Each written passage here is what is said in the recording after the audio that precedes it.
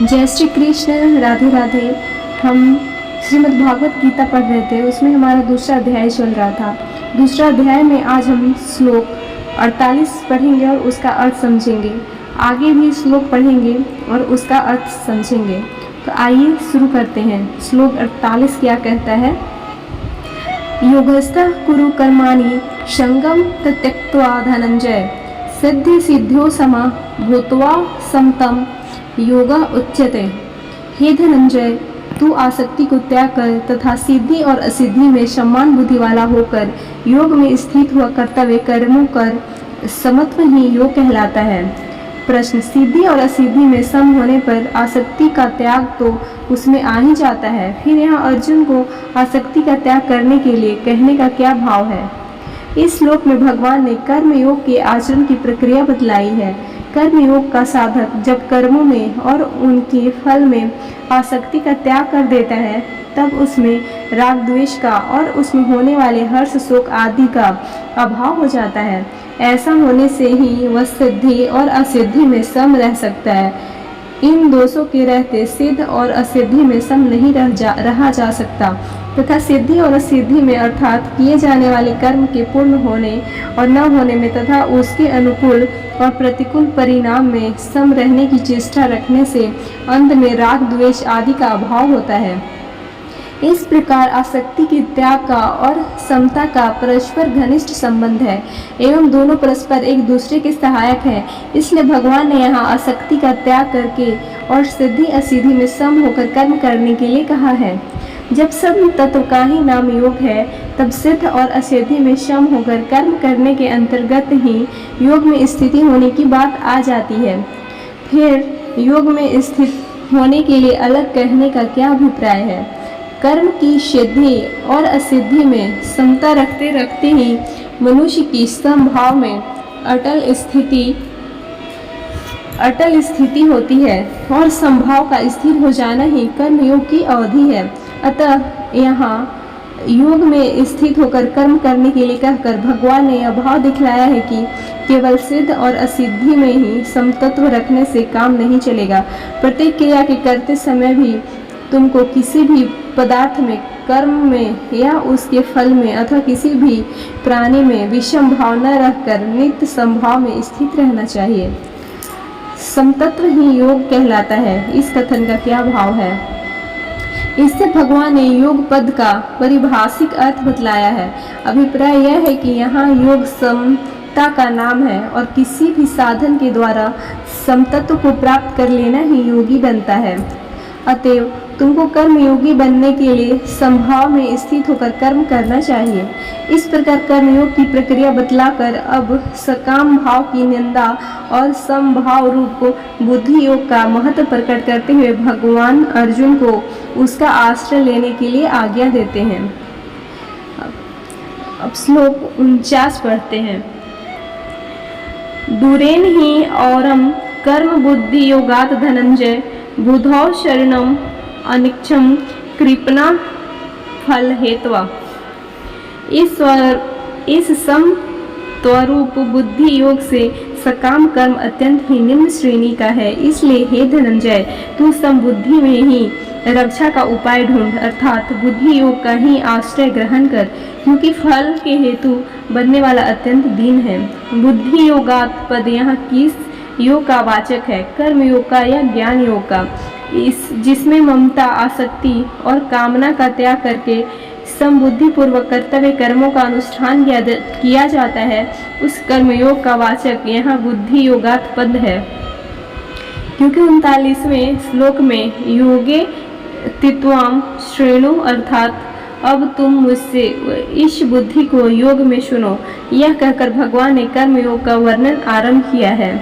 इस कारण यहाँ बुद्धि योगात पद का अर्थ ज्ञान योग मानने की गुंजाइश नहीं है। इसके सिवा इस श्लोक में फल चाहने वालों को कृपण बतलाया गया है। और अगले श्लोक में बुद्धि युक्त पुरुष की प्रशंसा करके अर्जुन को कर्मयोग के लिए आज्ञा दी गई है। और यह कहा गया है कि बुद्धि युक्त मनुष्य कर्म फल का त्याग करके अनामय पद को प्राप्त हो जाता है। इस कारण भी यहाँ बुद्धि योगात पद का प्रकरण विरुद्ध ज्ञान योग अर्थ मानना नहीं बन सकता, क्योंकि ज्ञान योगी के लिए यह कहना नहीं बनता कि वह कर्म फल का त्याग करके अनामय पद को प्राप्त होता है। वह तो अपने को कर्म का कर्ता ही नहीं समझता, फिर उसके लिए फल त्याग की बात ही कहाँ रह जाती है। बुद्धि योग की अपेक्षा सकाम कर्मों को अत्यंत ही निम्न श्रेणी का बतलाने का क्या भाव है, तथा यहाँ कर्म पद का अर्थ निषिद्ध कर्म मान लिया जाए तो क्या आपत्ति है। सकाम कर्मों को बुद्धि योग की अपेक्षा अत्यंत नीचा बतलाकर भगवान ने यह भाव दिखलाया है कि सकाम कर्मों का फल नाशवान क्षणिक सुख की प्राप्ति है और कर्मयोग का फल परमात्मा की प्राप्ति है। अतः दोनों में दिन और रात की भांति महान अंतर है। यहाँ कर्म पद का अर्थ निषिद्ध कर्म नहीं माना जा सकता, क्योंकि वे सर्वथा त्याज्य हैं और उनका फल महान दुखों की प्राप्ति है। इसलिए उनकी तुलना बुद्धि योग का महत्व दिखलाने के लिए नहीं की जा सकती। प्रश्न, बुद्धौ पद का किसका वाचक है और अर्जुन को उसका आश्रय लेने के लिए कहने का क्या अभिप्राय है। जिस समबुद्धि का प्रकरण चल रहा है उसका वाचक यहाँ बुद्धौ पद है।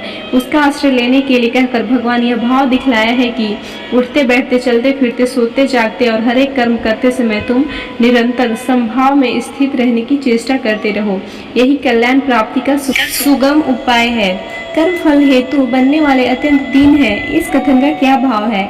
इससे यह भाव दिखलाया है कि जो मनुष्य कर्मों में और उनके फल में ममता आसक्ति और कामना करके कर्म फल प्राप्ति के कारण बन जाते हैं वे दीन है, अर्थात दया के पात्र हैं। इसलिए तुमको वैसा नहीं बनना चाहिए। इस प्रकार अर्जुन को समता का आश्रय लेने की आज्ञा देकर अब 2 श्लोक में उस समता रूप बुद्धि से युक्त महापुरुषों की प्रशंसा करते हुए भगवान अर्जुन को कर्मयोग का अनुष्ठान करने की पुनः आज्ञा देकर उसका फल बतलाते हैं। अब श्लोक 50 पढ़ते हैं, उसका अर्थ समझते हैं। बुद्धि युक्ता जहाति यह उभे सुकृत दृष्कृते तस्मात् योगाय युजस्व योगा कर्मसु कौशलम।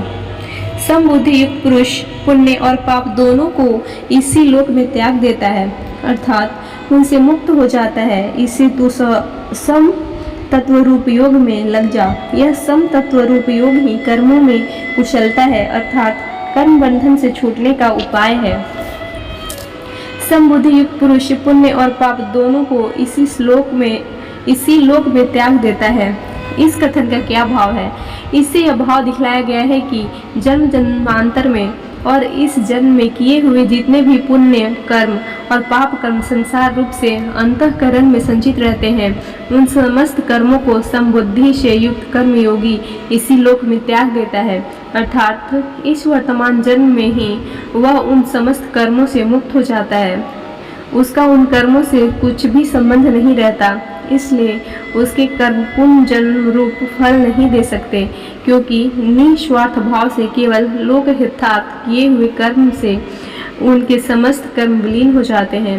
इस प्रकार उसकी क्रियमान पुण्य तथा पाप कर्म का भी त्याग हो जाता है, क्योंकि पाप कर्म में तो उसके द्वारा स्वरूप से ही छूट जाते हैं और शास्त्र विहित पुण्य कर्मों में फलाशक्ति का त्याग होने से वे कर्म अकर्म बन जाते हैं। अतएव उनका भी एक प्रकार से त्याग ही हो गया है। इससे तू सम त्वरूप योग में लग जा। इस कथन का क्या भाव है। इससे यह भाव दिखलाया गया है कि समबुद्धि से युक्त हुआ योगी जीवन मुक्त हो जाता है, इसलिए तुम भी वैसा ही बनना चाहिए। यह समत्व रूप योग ही कर्मों में कुशलता है। यह कथन का क्या भाव है। इससे यह दिखलाया गया है कि कर्म स्वाभाविक ही मनुष्य को बंधन में डालने वाले होते हैं और बिना कर्म किए कोई मनुष्य रह नहीं सकता, कुछ न कुछ उसे करना ही पड़ता है। ऐसी परिस्थिति में कर्मों से छूटने की सबसे अच्छी युक्ति समतत्व योग है। इस समबुद्धि से युक्त होकर कर्म करने वाला मनुष्य इसके प्रभाव से उनके बंधन में नहीं आता। इसलिए कर्म में योग ही कुशलता है। साधन काल में समबुद्धि से कर्म करने की चेष्टा की जाती है और सिद्धावस्था में समतत्व में पूर्ण स्थिति हो जाती है। श्लोक 51 क्या कहते हैं, इसका अर्थ समझते हैं। पहले श्लोक 51 पढ़ेंगे। कर्मजं बुद्धियुक्ता हि फलं त्यक्त्वा मनीषिणः जन्मबंध निर्विन्मुक्ता पदम गच्छन्ति अनामयम्। क्योंकि समबुद्धि से युक्त ज्ञानी जन कर्म से उत्पन्न होने वाले फल को त्याग कर जन्मरूप बंधन से मुक्त होकर निर्विकार परम पद को प्राप्त हो जाते हैं। इस श्लोक 51 कहता है। आइए श्लोक 51 को डिटेल में समझते हैं।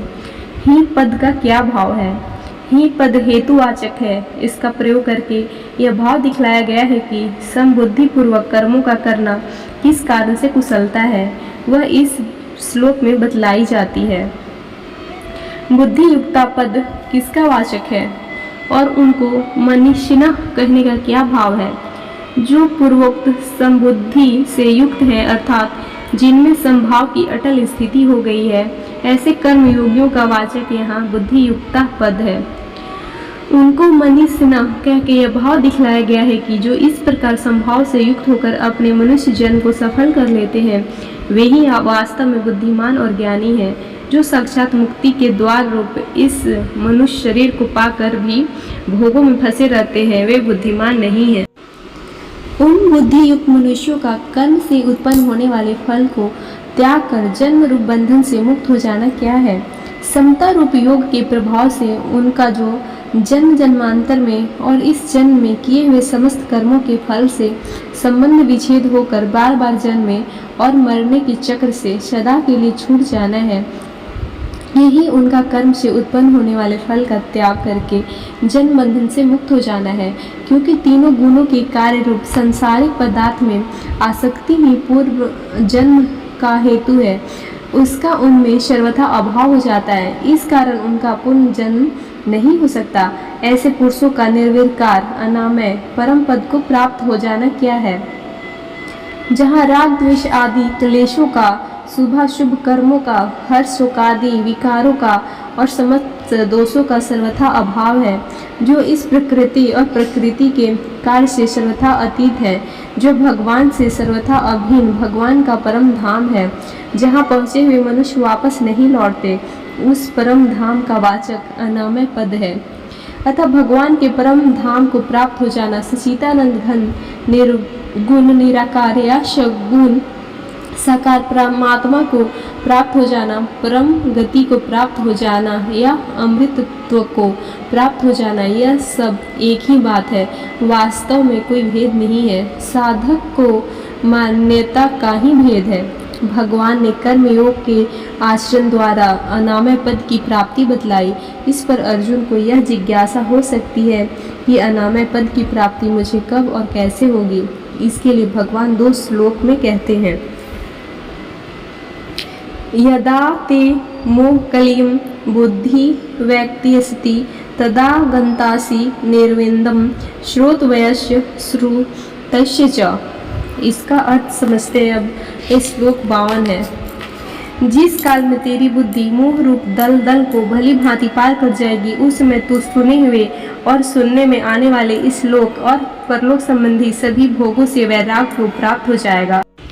मोह कलील क्या है और बुद्धि का उसको भली भांति पार कर जाना किसे कहते हैं? स्वजन बंधुओं के बंध की आशंका से स्नेहवश अर्जुन के हृदय में जो मोह उत्पन्न हो गया था, जिसे इसी अध्याय के दूसरे श्लोक में कसमल बतलाया गया है, यहाँ मोह कलील से उसी का लक्ष्य है और इसी मोह कलील के कारण अर्जुन धर्म समृद्ध चेता होकर अपना कर्तव्य निश्चय करने में असमर्थ हो गए थे। यह मोकलील एक प्रकार का आवरण युक्त मलदोष है, जो बुद्धि को निश्चय भूमि तक न पहुँचने देकर अपने में ही फंसाए रखता है। सत्संग से उत्पन्न विवेक द्वारा नित्य अनित्य और कर्तव्य अकर्तव्य का निश्चय करके ममता आसक्ति और कामना के त्याग पूर्वक भगवत परायण होकर निष्काम भाव से कर्म करते रहने से इस आवरण युक्त मल दोष का जो सर्वथा नाश हो जाना है, यही बुद्धि का मोह रूपी कली को पार कर जाना है। श्रुत और श्रोत्रव्य इन दोनों शब्दों से निकला किनका लक्ष्य है और उनको उनसे वैराग्य को प्राप्त होना क्या है।